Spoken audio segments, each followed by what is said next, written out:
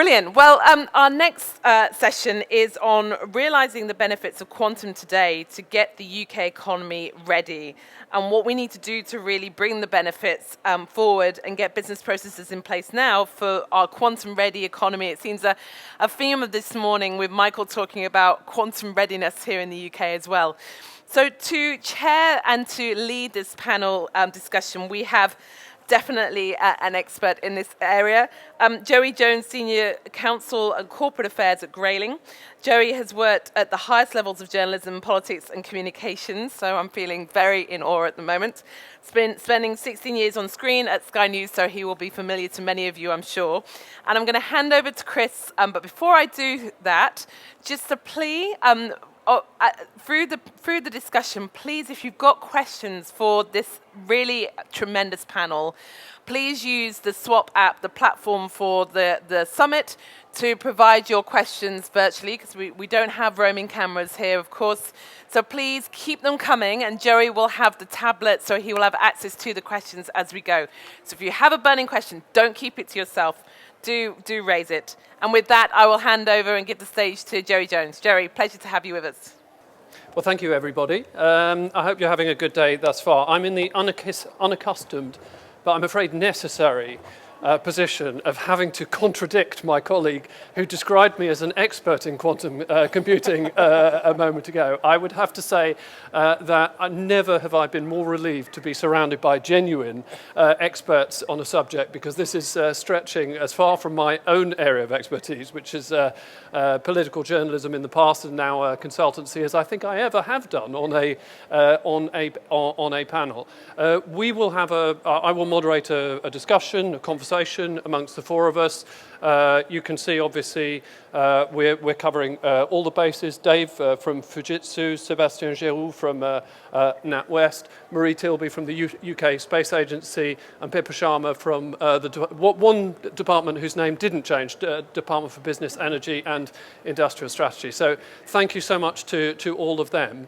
What we're seeking to elicit in this panel is to give you an idea of the real impact that quantum computing is having right now in terms of the bridge, if you like, of quantum-inspired computing that has genuine, immediate, practical and tangible impacts and applications for the way in which we and businesses and indeed the wider UK economy is operating today and the pace of innovation into the future. So I'm going to ask Dave first of all to give us an idea as to how far along that bridge, as you've described it to me, towards quantum computing we are on that journey right now, and then I'll hand over to Pippa to give an idea as to how that fits into the current governmental priorities and the way that the economy is being shaped, before getting a feel from Sebastian and Marie as to their experience in this area as well. So Dave, give us the big picture to start with. Okay, is that good? The voice working fine? Yeah. Well, okay, the voice is not working fine. It's been resting for 2 years. So what we're looking at in Fujitsu is the technology necessary to move from traditional computing, the way we've been doing it for the last 20 years or so, and get us on the road towards quantum computing. Now, one of the things that happens with quantum computing is that the problems need formulating in a different way. And one of the classes of quantum computing is called the quantum annealers. And so specifically what we've done is we've looked at that category of problems, which even with quantum gates will be one of the major topic areas, which is the area of combinatorial optimization. And I'm sure we've all heard a little bit about what's going on in this space, but the idea is that if you have a solution to a very simple problem, but it's just that there are so many different options in the way to solve it, that you cannot possibly try all the possible combinations. And that's where we are with the site of the direction in these combinatorial optimization problems. So what we've done at Fujitsu is designed and built a special purpose device for solving these combinatorial type optimization problems in such a way that it moves us on the, kind of as an on-ramp to quantum computing. So we can describe and solve real-world scale problems today, not as fast as the quantum computers of 10 years from now will solve them, but with much more higher accuracy and immediately useful in business. So we will give some examples a little bit on the panel today. There's plenty of examples out at our booth of applying this quantum-inspired technology that will get organizations ready today for when they start to become truly quantum ready in the future. Thank you, Dave. Let me hand over to, can I check, by the way, so we've got a microphone on each side, right? So you guys are going to need to pass it around. That's fine. That works. So Pippa, take us through how this sits within the government's current priorities and how you see this playing out in the decision making that obviously you and your colleagues are stewarding in BEIS at the moment. This does work. Wonderful. The perils of in-person events we're not used to, but it's a great time to come and talk about quantum and quantum-inspired technologies. This government is hugely pro-science and tech. It's a really exciting time. The Prime Minister's vision for a science and tech superpower, the publication of the Integrated Review, which had a whole chapter on science and tech, the innovation strategy that was published a couple of months ago, again set out the approach that the government wants to take to technology, and a really sort of focused approach where we can identify the tech families, the areas where we have strength and opportunity. And quantum, along with electronics and photonics, is obviously right up there as one of those. So it's a time when quantum is getting a lot of attention, a lot of energy behind it. So it's wonderful that we have things that can bridge the gap between sort of policy and R&D and a full-scale quantum computer and quantum devices. We see this very much as a really useful step and a bridge to what might be possible in the future.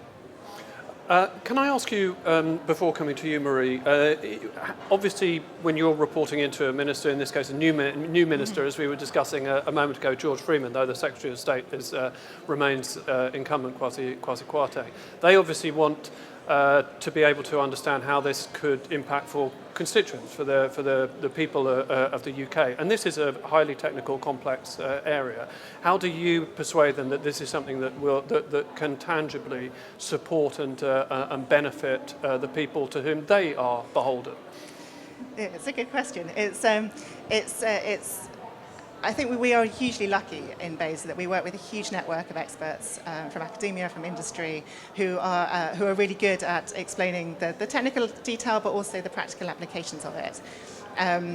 And yeah, I think you heard from Michael earlier about quantum-ready economy and the real differences that it can make to people and what we have to do to try and because in many respects it's a technical issue, but it's a culture change program, right? It's about adoption and it's about demonstrating the benefits and getting us ready to adopt that technology. So having concrete examples is a really, really good way to be able to convince people that this is the future. Well, let's turn to a concrete example, perhaps. Marie, Yep. Yeah, Marie, take us through how quantum-inspired computing has been able to fuel the work that you've been doing at the UK Space Agency. Yeah, exactly. So, concrete example indeed. But taking just a quick step back for a moment from quantum to space.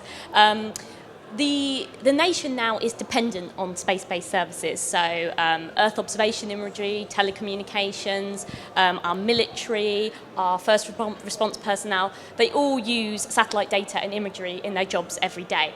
But what we have to also acknowledge is that as we're launching more and more satellites to provide this data and this technology, it's becoming more congested in space. So at the moment there's 130 million pieces of space debris up in space, and every single one of those could basically, if it hit it, it could destroy a satellite, because basically this debris is travelling so fast at 10 times the speed of a bullet.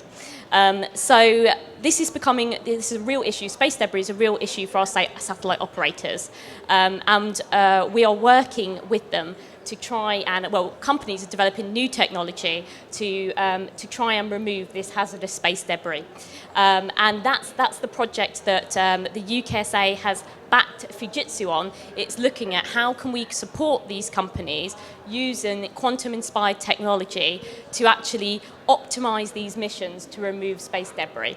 And Fujitsu teamed up with 3 other companies with specialized skills, so Astroscale, Amazon Web Services, and the University of Glasgow they use Fujitsu's digital quantum-inspired Annealer to look at how can you optimize the trajectory and how can you make these missions commercially viable in the future.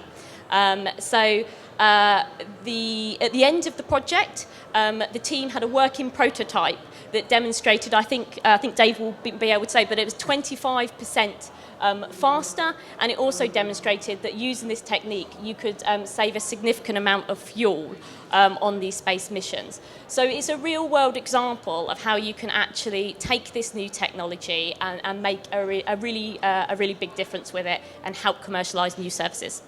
Let's get, before we come to you, Sebastian, with a different, very different example, let's get Dave's perspective on that particular project.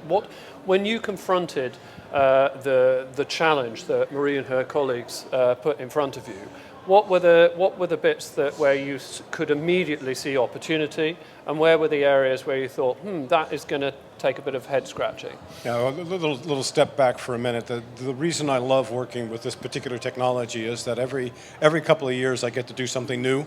So about 3 years ago I worked and learned all about banking from Sebastian here. Then there was a gap where I learned about drug discovery, and then last year I got to learn orbital mechanics. So orbital mechanics was a bit of a hump. But what we did find was that in some cases the challenge is not so much in once we've stated the problem, but figuring out how you state the problem for a digital annealer. And this is something that's going to be fundamental across all of quantum computing, because the approach, whether it's quantum annealer or quantum gate, is different than the way we normally approach problems. You can't just start from the same place you start from today. And so a lot of what we've done is learn how to take the questions like, how do we optimize the space debris removal mission, and convert that into one of our favorite phrases, quadratic unconstrained binary optimization. And then once we've got it there, then it's easy. From there on out, it's just dropping it in. So that I would say that was one of the major challenges once I'd learned orbital mechanics, which was the first step. So it's about conceptualizing it in a way that, if you like, the digital annealer understands. Yes, so it's a little more than that, because it has a knock-on effect in your business value assessment. Because what does it? I mean, you talked about the space debris. A shorter mission, less fuel, but you could also sacrifice fuel to get more valuable debris, depending on how you modeled the debris.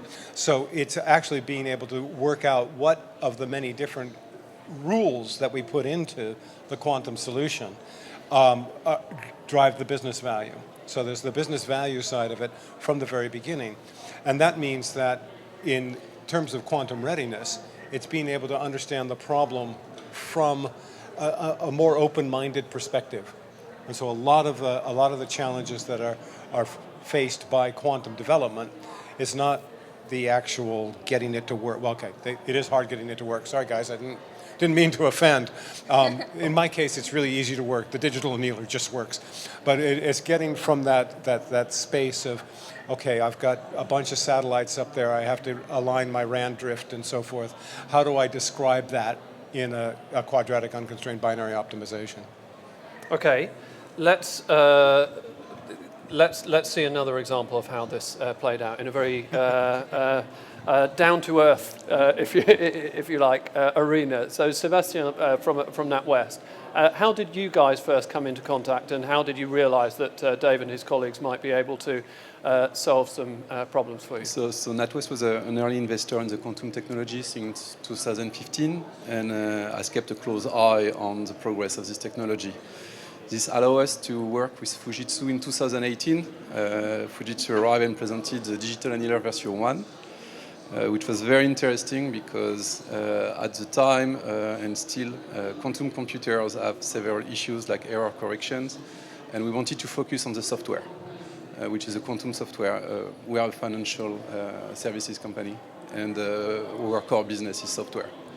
So it was a great opportunity. After reviewing a couple of use cases, we come back to the conclusion that the most promising was quantum portfolio optimization. It became an obvious choice due to the direct benefit it would generate for us. The results were very promising with just the V1 at the time of the digital annealer. So just to give you an order of magnitude, the V1 at 65,000 gradation. And the year after, Fujitsu released the V2, which was 18 quintillion, if I remember well. There. Yeah, so it's like the order of magnitude, we're going from 10 to the power 5 to 18, which was massive. But what was really interesting is because we've been able to, we are focusing on developing quantum algorithm, but we were also down to the ground to, okay, when you have this quantum algorithm working, you optimize your portfolio, is like, what's the next step? And you have to think to integrate it in your current infrastructure. And your current infrastructure is not quantum computing ready. It's a classical quantum computer, where effectively when you have a digital annealer which is quantum ready, so it's like it integrates quite easily. So all these aspects have given us a lot of insight about what are the next steps. Also, we've been able to quantify exactly when it would be interesting for us to effectively look at it in terms of time. And also is like addressing some problems like algorithm infrastructure, but also accuracy, which is because currently the quantum computers as we know them is like you need to repeat for some of them the experience several times to have the result, where the digital annealer it was straight away. It's like you have the results and you can work with it. And let's once again, as we did with Marie's example, let's get your perspective on that particular challenge, Dave. Was it similar in the way that you had to reframe the issue, or find the best way of framing it? In this particular case, this was the project with Sebastian was my first ever quantum algorithm development. So it was not just learning something that had to be done the first time. I didn't have a teacher, so there was a little bit of learn how to do it from scratch. So for me, the project with Sebastian was one of the very first ones that I learned. And we ran the project for a short period of time, and then after we finished, I took the problem away with me and spent a lot more time on it. And so some of what's really important about the quantum journey is having time to work on the strategies, think about the different algorithmic techniques, and prepare for the future. I feel, I was so well prepared for space when it came along, compared to what I was when I first started. And so that's the kind of thing we're trying to offer to all of our clients. So that this ramp to quantum is something that we can offer today that gives genuine benefits when the problem matches, okay? You can actually make digital annealing an operational part of your business and improve its value. But meanwhile, you're also preparing your mental state, your staff, your infrastructure, as Sebastian mentioned, to be able to deal with game-changing technologies that are coming down the road. I want to come, Pippa, to get a sense as to how this fits into the government's wider priorities in terms of technology and innovation. But let me just address one of the questions that has come in. So thanks to those who have sent in questions. I think this is probably for you, Dave, particularly from James Mills. He says the space debris problem sounds like, as he puts it, a travelling salesman problem. I went reading on. I think he's saying an analogy in the sense that once you've made it work on one person's doorstep, as you travel to the next doorstep, you can make it work again. So how do you know how to solve this on the quantum annealer? How general is the mapping? I.e., can you solve similar problems once you've got to grips with the first adequately? Yeah, the short answer is yes, is that there are a number of patterns that become familiar to you that you can reuse. The challenge is that the real world doesn't fit the mathematical examples. How many salesmen do you know always go to the city exactly once and not go back to the city with the best bar as often as they possibly can? Okay, so reality is different. And so one of the classical traveling salesperson problems we've solved is the welding of robots, optimizing the roboting. It's just a traveling salesman problem. Which robot which? The difference is that with that one, you come into the two-dimensional or three-dimensional space and you come out in a different place. The cities aren't points. So the traveling salesperson problem doesn't work. Likewise, you can go either way through the seam as you're doing the weld. So while these problems are familiar and we know they give us a good starting point, there's a learning curve that goes beyond that to solve a particular problem. And yes, space debris has some traveling salesperson elements to it. Only it's orbital traveling and it's rotating and spinning and there's no gravity and down is not the same as up. Yeah. Well, let me come to you, Pippa, then, and give me an idea. Quantum is one part of a larger jigsaw, obviously, that the government is seeking to put together. How do you situate it within a wide range of competing or aligned priorities that you need to take forward? I think that's the key question, really, because quantum is exciting in its own right. Quantum computing is exciting in its own right. The other quantum technologies are exciting too, whether it's sensing or imaging or secure communications. But actually, the really exciting bits are where all these technologies come together and the intersections between them. So it's quantum computing and it's AI, and obviously the AI strategy was released this morning, which is very exciting. It's high-performance computing, it's machine learning, where those all intersect and can reinforce the impacts that each of them have. That's where you get the truly we hope we'll get the truly transformational impacts on the economy. So it's a really good point. And I just wanted to pick up on something that Dave was saying there about the importance of use cases in sort of the quantum readiness journey, and that it's not just the technology, although that is obviously really important, but it's learning about the skills, it's learning about how to work together.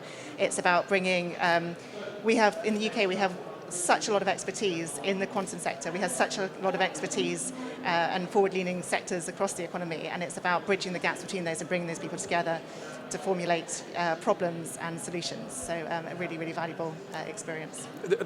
Do you think that only government can play that, if you like, sort of convening or gluing together role, or without a government that had a clear sense of direction, I guess that you're implying that some of that would become more atomised? Sounds very exciting. I don't know who's having a party out there, but no, I don't think it's only government, but I think there is an important role for government.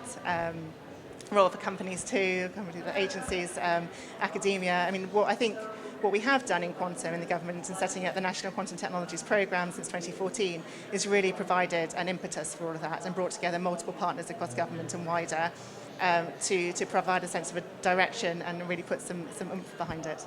So a role, not the only role. Okay, fine.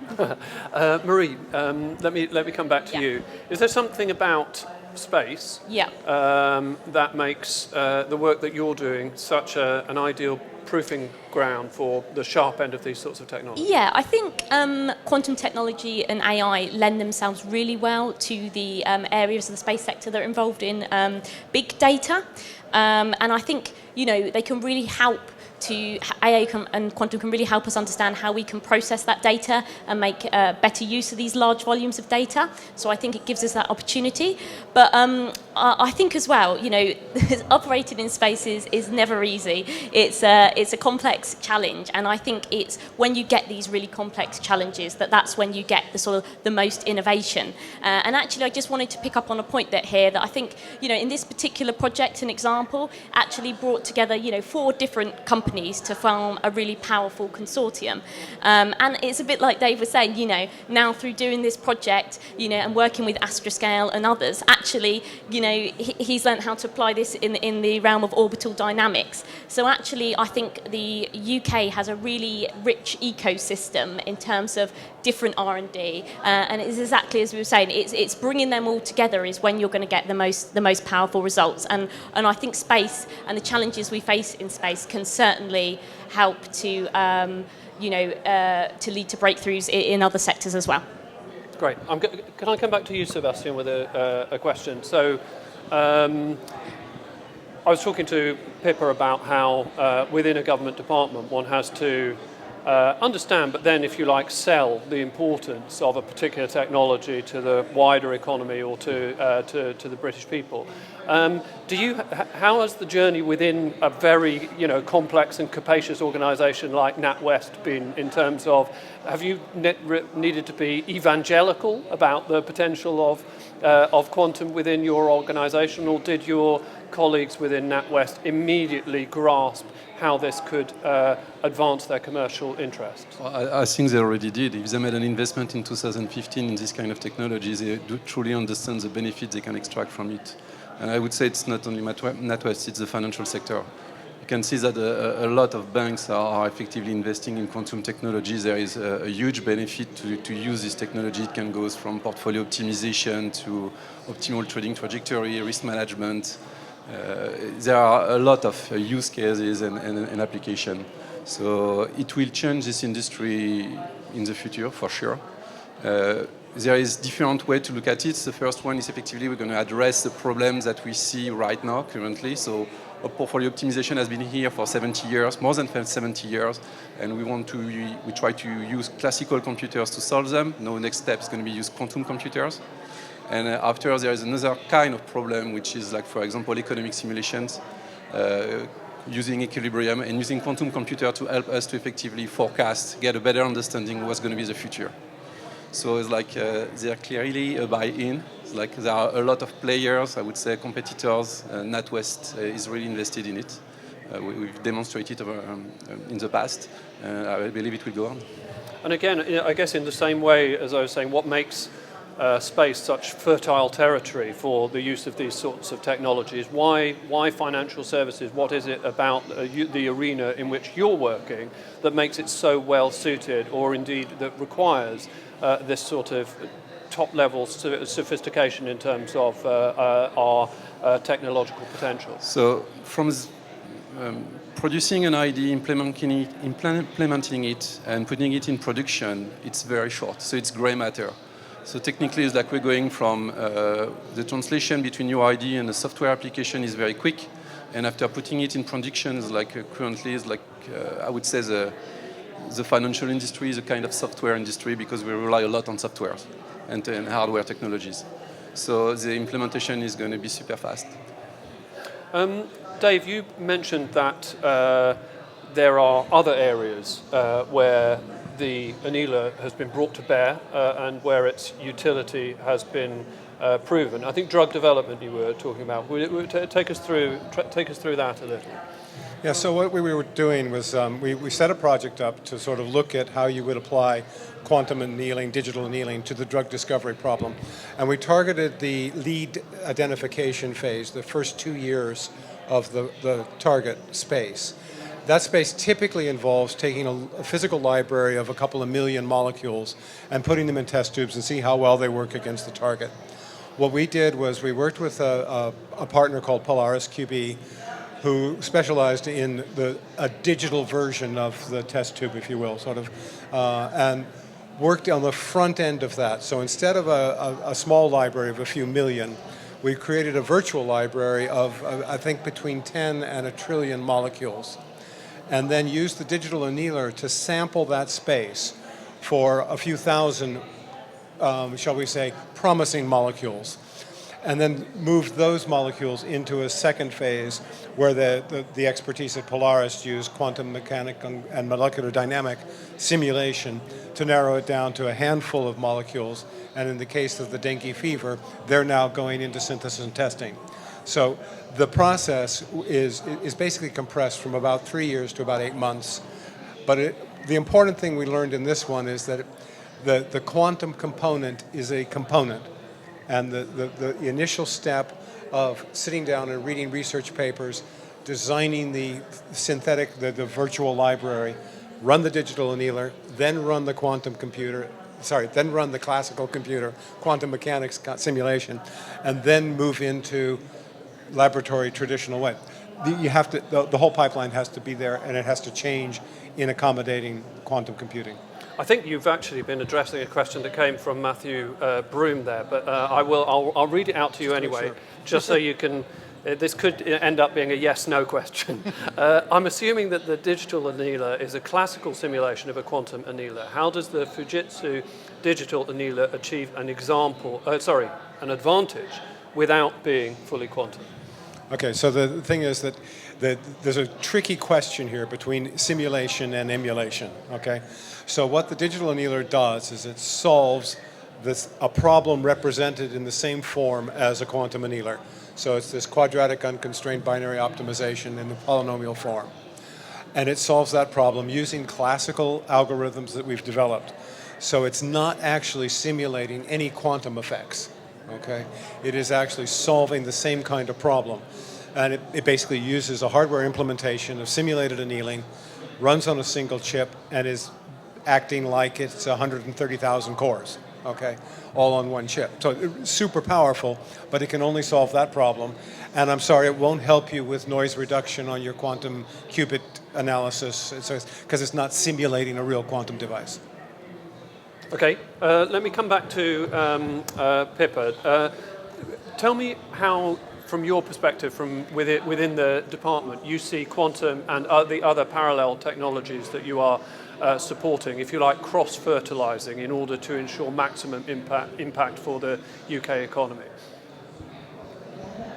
So it's, as I was saying before, it's where you can reinforce them and where they come together, the intersections, and where they work together to solve complex problems. I think and I think quite likely in the future to solve the really knotty problems, you're going to need to use a bit of expertise across the piece. So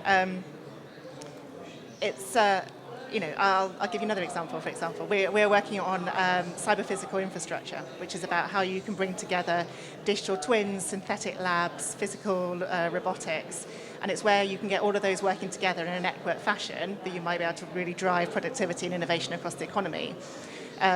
Quantum computing, where it intersects with AI and machine learning, will have a similar transformational effect. And you're talking about briefing ministers, and then people always say, what's the economic potential of this sector? And we always have we say, it's not just this sector, it's not just the quantum sector where it has economic and productivity gains. It's across the entire economy. These are truly horizontal technologies that will have a transformational effect in every sector if we can take the opportunity and make sure that we can apply them. And we were talking as well about sort of breaking down silos. Are those, from your perspective, are you working to break down silos within industry or within Whitehall, or both? There's silos everywhere, aren't there? So everywhere. I mean, we talk a lot with colleagues across government. Different departments have different responsibilities. We work closely with DCMS on compute and AI.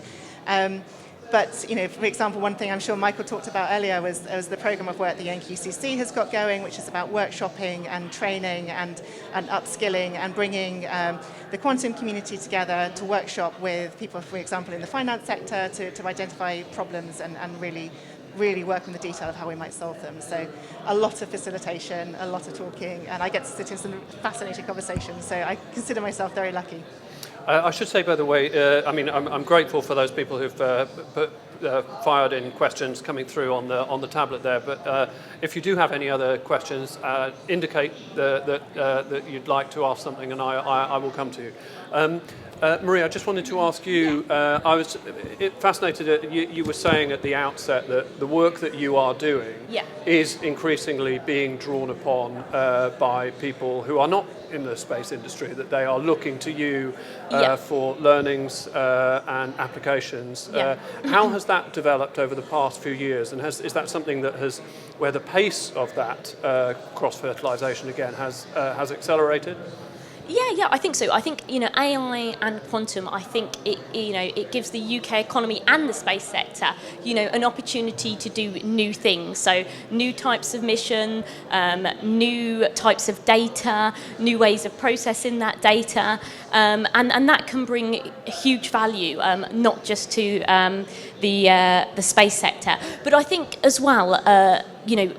One of the key rationales for doing this is to demonstrate our commitment, so actually putting our resolve into action, and that's where these really innovative technologies can help.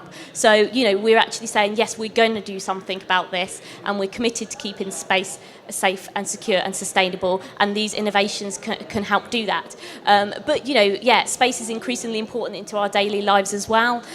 For example, 50% of the variables that you need to accurately measure climate change can only be measured from space through satellite data. So actually, I think often people can think, we're doing a space mission to go to Mars or do something. But increasingly now, the data that we're getting from satellites and from space is just helping us hugely in our everyday lives. And let me ask you, tell me if I'm misparaphrasing you, Dave. But Dave, when he was talking about the project, was saying that you could flex, if you like, in terms of the prioritization of the number of pieces of debris or the amount of fuel that you were using. Yes. Did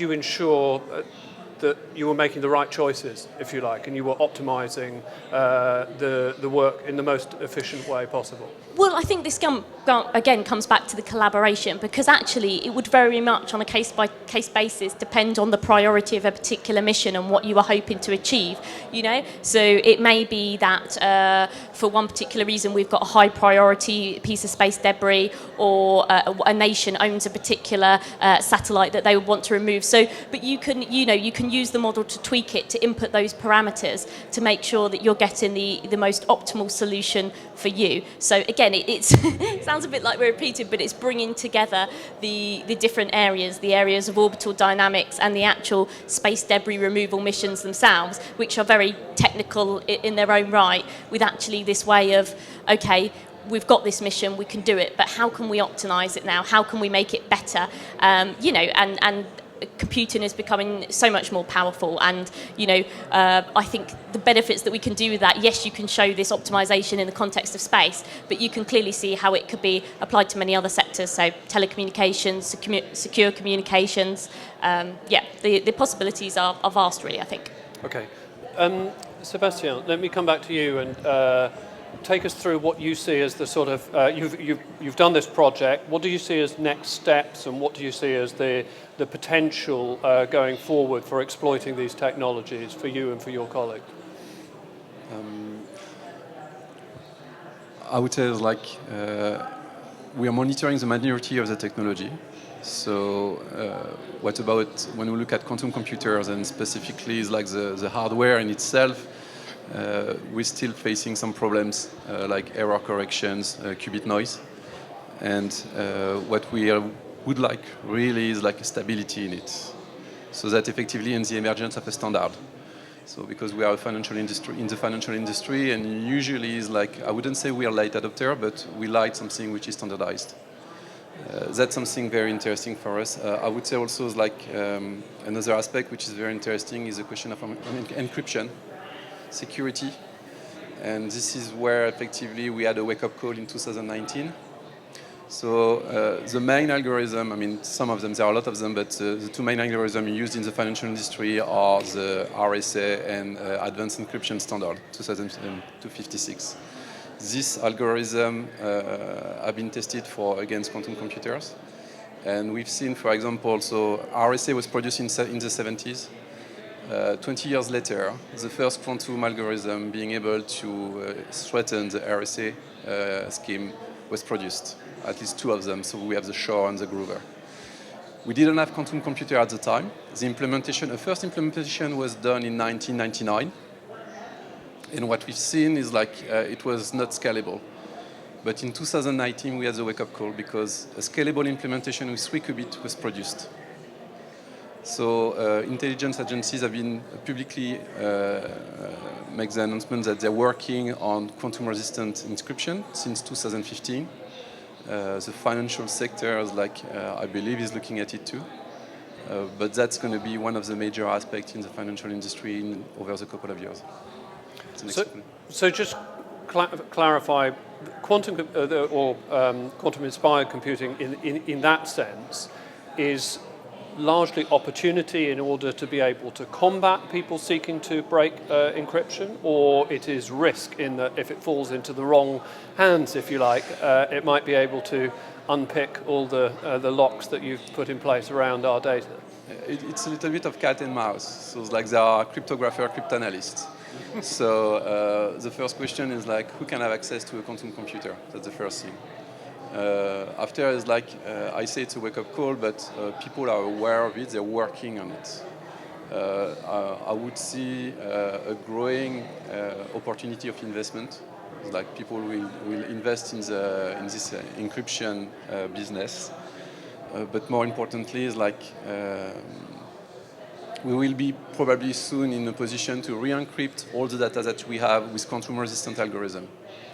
So if we use quantum-inspired solution, it could be one of them, for example. I am looking around the room, so if there's anybody who has a question, do raise your hand, and I'll fire it into the panel. But Dave, just take us through where do you how do you see that cat and mouse dynamic that Sebastian's described playing out? So so for me, the quantum inspired computation that we do with the digital annealer does not really fall into the category of the cryptographic attack or defense mode. But there is definitely a little bit of a space race between who's going to crack the code versus can quantum communication, one of these other marvelous technologies that Pippa talks about, can quantum communication get us into a safe place before quantum cracking catches up?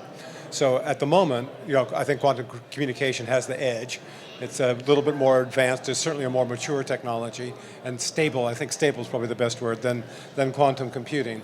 But there is this cat and mouse race going on, and even you got to be really careful, because even if you re-encrypt your data, don't leave any of the old copies around, because they still have an issue. So you've got lots of other aspects involved as well in transitioning from one to the other. I'm going to use a couple of questions just to. There is a gentleman at the back. Before I carry on, let me turn to you. Just shout it. Could you just explain who you are and then fire in your question? Oh, you get a mic. Oh, we've got a mic. Mic on the way. Whoa. Roving mic, Jerry. See, I'm getting this. Sorry. Apologies. Hi there. I'm Ed Hill. I work at the Bank of England. I'm a research data scientist. And it's a couple of questions, therefore, to do with this sort of finance-y end of it and partially that cryptography point. So 2 questions. First one is to do with the cryptography. You've got Bitcoin and so on and cryptocurrencies. Basically, we're sort of looking at one sexy technology in quantum computing and being able to factorize large numbers versus distributed ledger technology and that sort of end. Which one's going to win out? And obviously, to your point, if you have your own copies, then you can re-encrypt it. But what about if it's the underlying standard underneath a form of currency? The second question, which is a slightly broader one, is that you mentioned earlier to do with economic modelling and what I would imagine would be sort of micro-founded macro models with equilibrium and so on. Can you expand on that at all? Yes. For the first question, we're making so we're talking about RSA, which is a private public key scheme, and for example, advanced encryption standard, which is a symmetric key scheme. So the first one is based on prime numbers, okay, and the Shor and Grover algorithm, quantum algorithm, are obviously addressing how to find prime numbers, which makes this algorithm at risk. The advanced encryption standard is slightly different. So like the larger your key, the longer it takes to solve it. So currently what we use is very small keys, but if we increase the size, we're going to increase the complexity of the problem.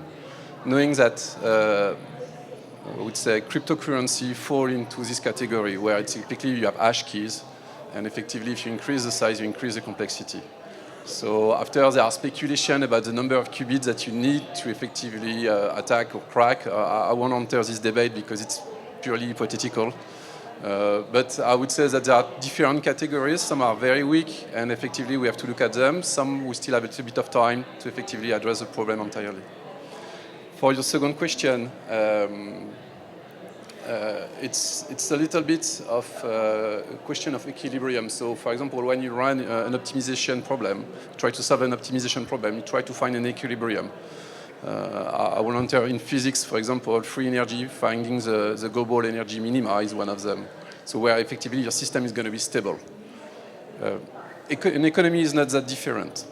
It's a lot of moving parts, and you have some point of stability. And effectively, when you run large-scale simulations, as like one of the aspects would be where you find this stability, so the path of least resistance. And quantum computers are very good at that in terms of optimization and finding the global energy minima. So this is where effectively you could apply them. Dave, do you have any opinion? No, that covers it, and thank you. I was a little bit worried about those two questions. Thank you. I was going to take the opportunity to allow Marie and Dave to lobby Pippa quickly. So when you, from your perspective, what do you think the government is doing absolutely right? And when Pippa has the opportunity to speak to George Freeman, if she had one nugget to drop into his ear, what would you like the government to be doing? Marie, I'll ask you that first, and then Dave. Oh, that's a tricky question, isn't it? Well, of course, we see this as a key technology, hugely important, with huge opportunities, really. So I think if it's to really just to push this as front and centre as part of our wider science agenda, and make sure that it's something that if we continue to invest in now, we can really realise the benefits from in the future. And I think that's a message that we need to get across, that early investment now will really bring dividends. And Dave, I know we've discussed the fact that you feel that the government is doing a great job as a champion of these sorts of technologies. But again, what would you see as the most valuable next step? Yeah, so we have a little mantra inside Fujitsu at the moment, which is users, problems, and data. And what we would like government to help us do is bring those together. There are a lot of places, and it's not just the verticals across sectors, but even within a single vertical, industry is not talking to itself enough. There's too much tension of competition. It's only government that can say, for example, trucking. We're having a trucking crisis right now, and no matter how much we think we could solve the problem, we cannot go to all of the trucking companies at the same time. There needs to be some sort of government glue, if you will. And I think as we start moving into this realm, particularly in the social challenges, dealing with the wider political issues, it's going to have to be across sector. And we cannot do it ourselves as industry. We need to have government, at least impetus, motivation, so ask for help in that direction. I'm going to come back to Pippa. Let me just check that before, because I'll allow... are you happy for the gentleman just to fire in a question, and then I'll let you wrap up and conclude, Pippa? Please, just hang on for one moment, and the microphone will come to you. I'm coming. I wouldn't get a Thank job you. on Sky without Appreciate it. Thanks. Just on the subject of sort of government intervention and becoming quantum ready, we've talked a lot about... Do you mind, sorry, could you just say where you're from, if you don't mind? Thank you. Sorry, yeah. My name's James Mills. I'm a data science manager at Sainsbury's. We've talked a lot about quantum-resistant encryption, which sounds like sort of a bit of a case of making the keys big enough that you run out of quantum bits to crack it, which sounds a bit like a stopgap solution. How important do you think it is for the government to invest in something like the quantum internet to provide entanglement-based encryption, which is fundamentally uncrackable? Well, I guess, Dave, are you... Yeah, there's another one of those questions that there's some other people in the room better equipped to answer, or at least maybe they're out there or something. So there is it's part of the space race. I'm not an expert on the quantum internet and so forth, but there is, at the end of the road, if you have a one-time pad that is the size of your message, then no quantum computer in the world is ever going to be able to crack it, because you will be able to get absolutely every sentence ever written that length out of hacking it. So which one was it that mattered? So at one end of the spectrum, making the key bigger will always work, but it becomes impractical. And so the advantages of entanglement-based communication is sort of, one of them is when you've been hacked, so you don't send any detailed messages that way. But it doesn't stop with denial of service attacks, and then it just goes on and on and on. And so at some point, you need a genuine good security company working with good cryptographers, working with good technologists. And this is the kind of collaborative arrangement that you should encourage, along with the other one that's important to me. Well, I would not have expected to hear, I'm from Dave, I'm not an expert. So that's great. Pippa, I'll let you conclude. Just what are your reflections on, obviously, the ideas, the use cases, the applications, the potential that you've heard from the discussion thus far, and how does it feel to be in a government that does have powerful overarching ambitions in these sorts of areas to be a leader on the globe stage? It feels incredibly energizing, actually, and really exciting, and a wonderful opportunity to be able to talk about opportunities and what we can do more of. And there's no limit to to what is possible, apart from practicalities of running a country, I guess. So not me personally, but I just say you're preaching to the converted a little on this panel in that we are fully convinced of the benefit of this technology, but also in the wider ecosystem. So that's both in this country of the wonderful science base that we have, the wonderful research and development base that we have, as well as the wider innovation ecosystem. Which and if we can get all that pulling in the right direction, then we should be on the right path. And I heard very strongly the role of convener, and absolutely, I completely agree with that. But we need experts like you, Dave, to be shouting at us and telling us, this is an opportunity. I can shout some more. Make sure you are taking it and you help us get people to listen to. So really helpful. Thank you very much. Well, look, thanks to all the panelists. Really appreciate it. It's been a steep learning curve for me, certainly, and I'm very, very grateful to you. Obviously, Dave's around on the Fujitsu stand that is just out there through the day, so I'm sure if you have any further questions, he will be delighted to continue the conversation. But for now, thank you very much, and back to you.